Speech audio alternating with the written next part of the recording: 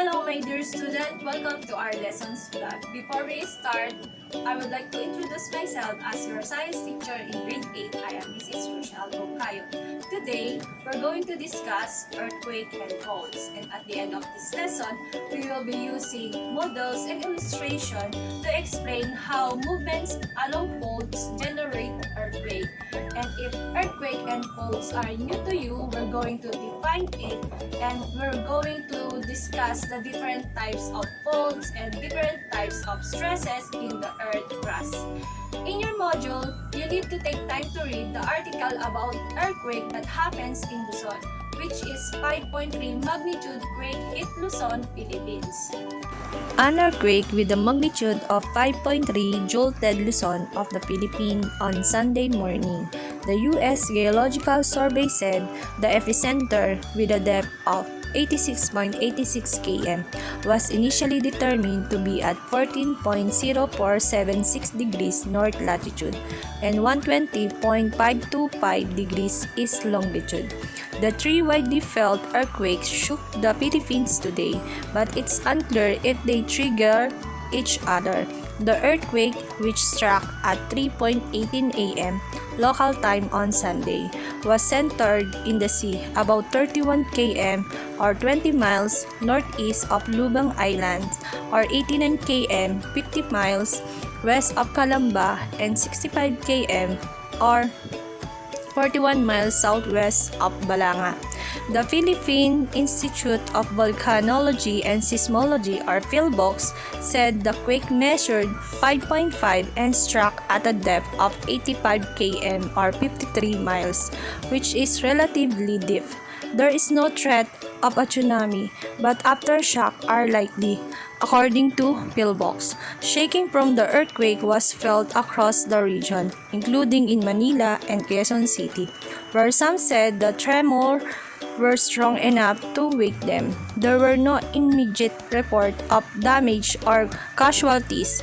The Philippines is on the so-called Pacific Ring of Fire, an arc of fault lines circling the Pacific Basin, which are prone to frequent and large earthquakes. Volcanic eruptions also occur frequently in the region.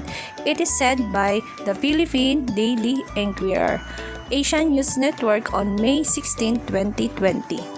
So, if we recall last November 2019 that happened here in Mahoban, we had experienced an earthquake with a magnitude of 5.5 where the epicenter is in the island of Mali. And we are so blessed dahil walang nangyaring masama sa ating bayan. So, ano bang orient sa atin tuwing may lindol? Siyempre, pupunta tayo sa ligtas na lugar kung saan open area. So when we say earthquake, this is caused by a sudden slip on fault. In Tagalog, tinatawag natin itong lindol. Kapag sinabing lindol, ito yung pagyanig at pagdulas ng ilalim ng lupa. May dalawang dahilan kung bakit nagkakaroon tayo ng earthquake. So, isa, tinatawag na tectonic earthquake at yung isa naman is volcanic earthquake. So, ano ba yung pagkakaiba ng dalawa? So, ang tectonic earthquake is caused by a movement of crust plate. So, ang mundo kasi hindi yan isang plain solid. Ito ay binubuo ng puro crack na lupa. So, kapag naman tinawag natin ng volcanic earthquake, ito naman is caused by volcanic activity or pagsabog ng bulkan. So kadalasan naman, makakaranas lang nito ay yung mga nasa paligid at nasa malapit na lugar kung nasaan yung bulkan. Malalaman natin ang lakas ng earthquake sa pamamagitan ng pagmomonitoring ng Philippines Institute of Volcanology and Seismology or PhilVox gamit ang seismograph. That is the device that scientists use to measure earthquake. A while ago, I mentioned faults. So, what is fault? Fault is a fracture or zone of fractures between two blocks of rocks. Faults allow the blocks to move relative to each other. This movement may occur rapidly in the form of an earthquake or may occur slowly in the form of creep. Faults may range in length from a few millimeters to thousands of kilometers. Most faults produce repeated displacement over geological time. Can you point out where the fault is? So, how do faults produce quake? It is because energy from Earth's interior makes the ground move. Friction holds the rocks together. Once the friction is overcome, the ground will move and the earthquake will occur. Earthquakes are caused when faults lift suddenly. Friction between the two sides of fault keep it from moving until the stress on the faults overcomes the friction. Then the fault slips and creates an earthquake. So, for example of this fault model, so sabi nga dito, ang fault is a fracture of two blocks of rock. So, this is the two blocks of rocks. So, itong mga line na nakikita ninyo, itong nasa gitna, ito yung tinatawag natin na faults. Siyempre, pag sinabing fractures, yun yung mga sira or crack ng bato. So, kapag may crack ng isang bagay, ano ba ang tendency nito? Mas madali siyang gumalaw or maghiwa-hiwalay. For example, na itong model na ito. O, ganun din kapag sa faults sa ating earth crust. Dahil nga yung earth natin is hindi isang buong solid, kundi binubuo ito ng mga crack na lupa. So, nagkakaroon ng earthquake kapag ang friction is hindi na kinaya ang paghawak niya dun sa two blocks of rocks between the faults. So, imagine natin na yung tape is frictions. So, syempre, kapag sa sobrang lakas ng energy from the underground, ang tendency nito is gumalaw. So, mas madali yung kanilang movements. So, katulad dito. Pwedeng paganto, or pwedeng pag... So, there are three types of faults according to movements of two blocks. So, take note that these two blocks are called footwall blocks and the other one is hanging wall block. So, for you to easily remember, so footwall block can compare as slides and the other one is the opposite of the footwall. So, just like this. Let us identify the three types of faults. Number 1 is normal faults. Number 2 is reverse fault. Number 3 is strike-slip faults. Normal fault, a deep slip fault in which the block above the fault has moved downward relative to the block below. This type of faulting occurs in response to extension, occur when the hanging wall moves down relative to the footwall.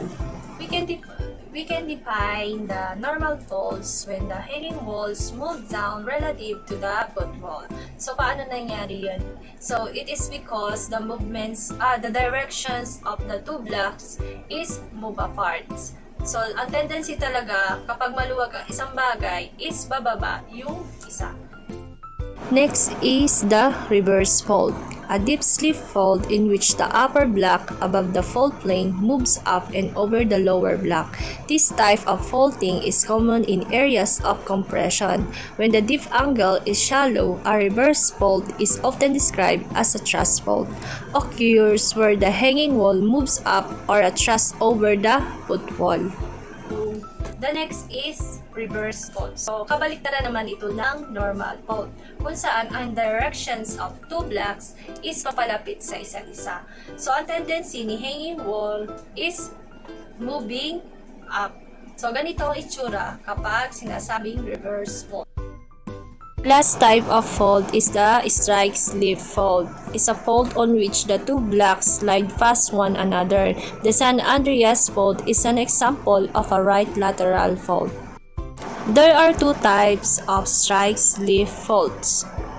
One is the left lateral strike-slip fault and the other one is the right lateral strike-slip faults. Okay, for example, is nasa harap ninyo ang faults. So, we have our right blocks and the left blocks.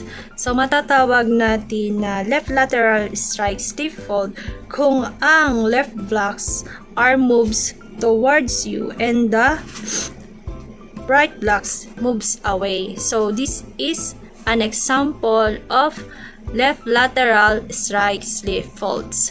While the right lateral strike slip fall, the right block moves going towards you and the left blocks moves away.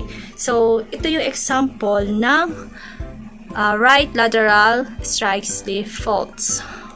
Our Earth has 3 layers: the crust, the mantle, and the core.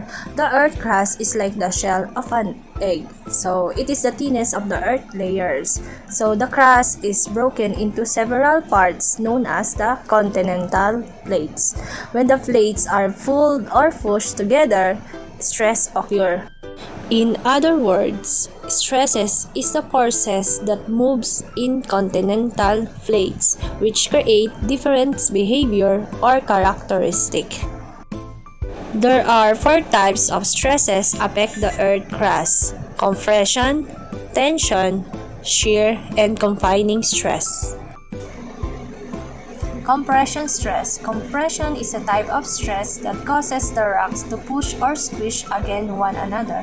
Compressions target the center of the rock and can cause either horizontal or vertical orientation. Horizontal compression stress, the crust can thicken or shorten. Vertical compression stress, the crust can thin out or break off. The Himalayas mountain range is an example of compression stress.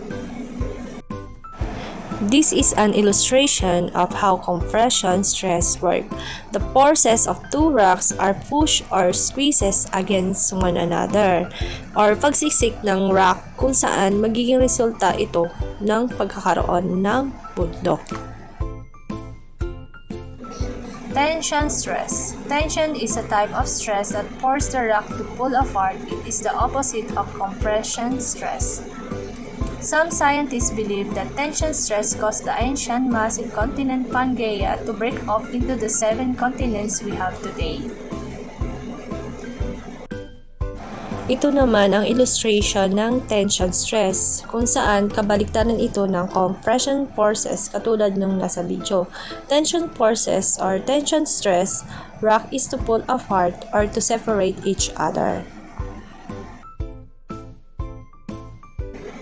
Shearing stress. Shearing is a type of stress that forces the rock to rub against each other as they move in opposite directions. The friction of shear stress at the edge of the plate can cause earthquakes. In the shear stress or shear forces, ang behavior or movement ng forces nito is move in opposite direction, katulad nito. Confining stress. Confining is a type of stress wherein the forces are applied to all sides of the crush.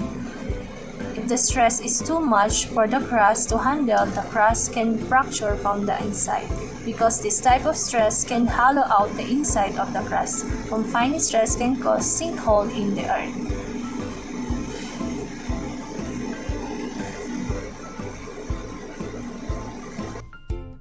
Okay, so let's proceed to answer your learning tasks. Learning task number 1. Choose the letter of the correct answer.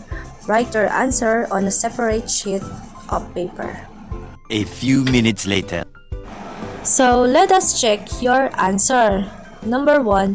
What is the magnitude of earthquake took place in Manila? So, the correct answer is letter B, 5.3.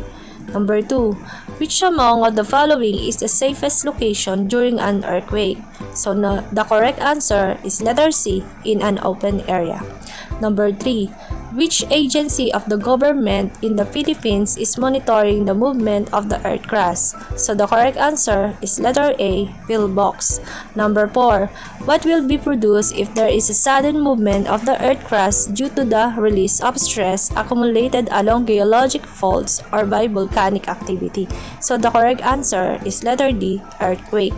Number 5. What do you call a fracture or crack between 2 rocks? So the correct answer is letter C, fault. Next is learning task number 2. Choose the letter of the correct answer. Write your answers in your answer sheet. A few minutes later. Let us check your answer.